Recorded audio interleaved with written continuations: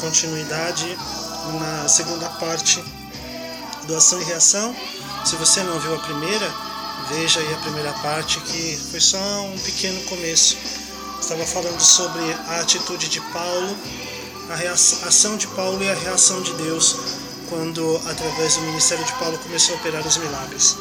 Então, eu quero dizer nessa tarde para você, se você quiser, você pode ser um agente de milagres. Basta você ter a ação correta. E quando você tem uma ação correta, Deus respalda com as reações dele.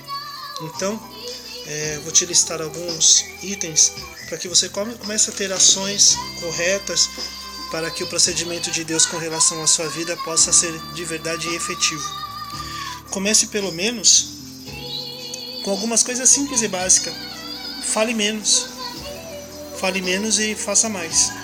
Nós temos um péssimo costume de falar muito e fazer muito menos.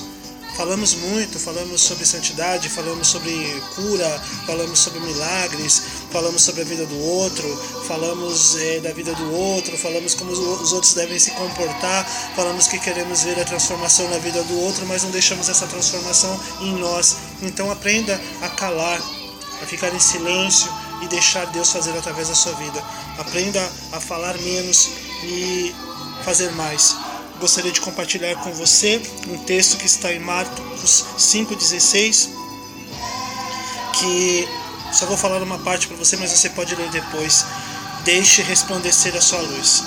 Às vezes, a luz que está em nós não resplandece porque nós falamos muito e geramos uma expectativa a respeito de muitas coisas. É mais ou menos assim, a gente vê um filme no cinema, vê um trailer, e a gente fala tanto desse filme para as pessoas, a gente gera uma expectativa no coração das pessoas.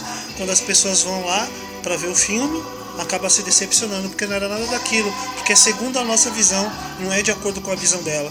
Então, às vezes nós falamos tanto, geramos expectativas e na realidade, na hora que o negócio tem que acontecer, não surpreende as pessoas e muito menos a Deus. Então comece a aprender nessa tarde a falar menos, um pouquinho de siri, fica quietinho e deixa a luz de Deus brilhar mais sobre a sua vida. Estabeleça nessa tarde, durante os seus dias, alguns projetos para Deus. Chega no final do ano, a gente sempre faz projeto para o próximo ano, né? A gente faz uma lista de coisas que a gente quer conquistar, ou até vamos à igreja, participamos de campanhas, participamos de tantas coisas, e a gente coloca lista, um monte de coisas que a gente quer alcançar, que a gente quer um carro, quer uma casa, quer fazer faculdade, quer um emprego novo. Tudo isso é válido. Você deve fazer isso mesmo, agir pela fé, ter uma fé inteligente. Mas comece, em primeiro lugar, a fazer projetos para Deus. Então, comece a fazer projetos, tipo projetos a partir de hoje. Primeiro projeto, vou emburrar menos. Nossa, tem tanta gente emburrada, né? Que não sabe dar um sorriso. Então começa dessa manhã, dessa tarde, desta noite, deste dia, a emburrar menos e sorrir mais. Começa também a segunda atitude, criticar menos. Tem tanta gente que critica tanta coisa, critica a pregação, critica modo de vida, critica modo de se vestir, critica corte de cabelo, critica tanta coisa. Então pare de criticar mais e ajude mais as pessoas. Pare de falar e comece a ter atitudes efetivas. Tem pessoas que têm esse terceiro, que é o cruel. As pessoas têm o hábito de julgar. Então, para de julgar, julga menos. Tem pessoas que julgam tantas coisas, julgam as pessoas pelo modo de vestir. Eu particularmente sofri muito com isso, porque eu sou meio que expansivo, tenho um estilo diferente da grande maioria de todo mundo, gosto de algumas roupas muito loucas, de cores muito loucas, e pelo fato de eu um dia estar com uma gravata borboleta, fui chamado de homossexual, porque as pessoas olham pela aparência. Olha pelo meu cabelo descolorido, colorido, a cor dos meus óculos e começa a julgar. Pare de julgar, porque Porque a palavra de Deus diz que quando você julga, na mesma medida que você julga, você será julgado. E a palavra de Deus diz que nós só temos um justo juiz, que é o Deus Todo-Poderoso. Ele que vai nos julgar. Então pare de ficar julgando as pessoas, pare com esse olhar preconceituoso sobre as pessoas. Ah, aquela pessoa é de Deus, aquela pessoa não é de Deus, aquela pessoa prega na carne, aquela pessoa está profetizando pela carne. Para de julgar e começa a orar mais. Então, ao invés de julgar, ore. Só te relembrar esses 3 que são importantes. Para de se emburrar, emburre menos e sorria mais. Critique menos e ajude mais. Julgue menos e ore mais.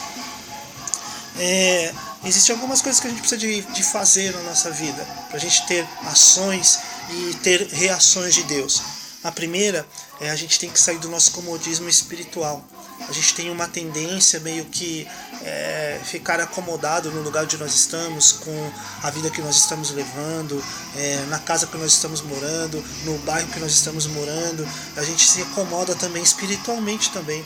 Tem pessoas que ficam naquela mesmice espiritualmente. A palavra de Deus diz que a cada dia as misericórdias dele se renova. Então Deus tem sempre algo novo para nos dar. Lá no deserto ele dava o maná. O maná era para aquele dia, não adiantava você guardar para o dia seguinte, porque no dia seguinte ele tinha uma nova porção. Então tem pessoas que ainda estão querendo ficar com aquela porção de ontem que Deus deu.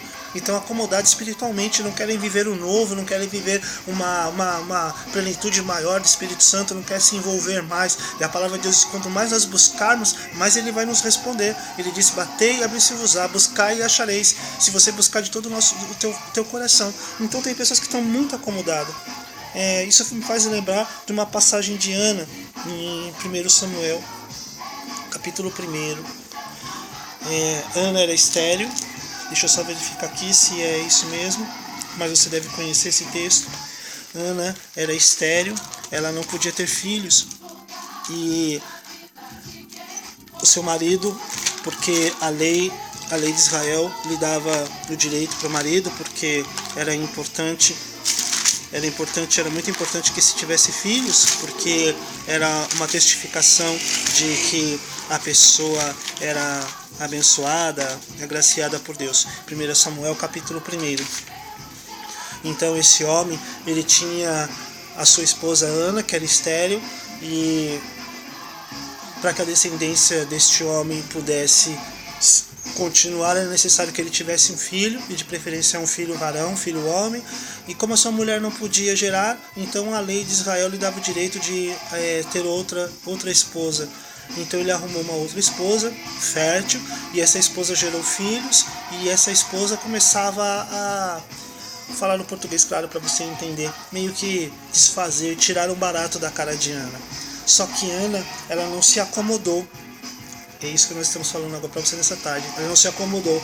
Ela foi até diante de Deus e fez um voto.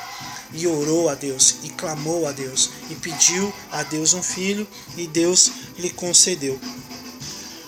O vale da Ana era a Penina, essa mulher que cometia agressões com Ana por causa da infidelidade de Ana, podendo até gerar um processo de depressão na vida de Ana, porque às vezes a gente encontra algumas peninas no meio caminho. Você entrou na igreja ontem e eu já sou presbítero, já sou pastor, já sou diácono, já sou vice-deus, já sou querubim ungido, e você ainda continua na mesma? Porque eu vivi milagres e você ainda não viveu, porque eu sou próspero e você não é, eu estou desfilando de carro zero e você não está. Um evangelho mentiroso que se pregam por aí, e isso acaba até trazendo algumas depressões e coloca algumas pessoas no vale. Eu quero chamar isso de vale de Penina. Mas eu quero dizer para você, o vale, ele é um processo de Deus na vida do crente, sabe? Quando a gente está no vale, quando Deus permite que nós cheguemos até o vale, é porque Deus, ele quer fazer alguma obra na nossa vida, e com certeza a obra dele é boa, perfeita e agradável para as nossas vidas. Mas é no vale que se levantam os inimigos, é no vale também que se levantam os opositores, pessoas que vêm nos perseguir, pessoas que vêm nos cercar. Em Israel, no tempo de guerra, tinha muito vale, e os inimigos se escondiam nos lugares mais escuros para perseguir, para fazer emboscada com o povo. Mas esse vale, quando Deus ele permite que nós cheguemos no vale, é que é o momento que Ele usa para levantar os inimigos, os nossos opositores, para que a gente saia da inércia, para que a gente saia do comodismo, porque a nossa tendência é meio que chegar com a nossa barraca e acampar, e ficar acampado ali.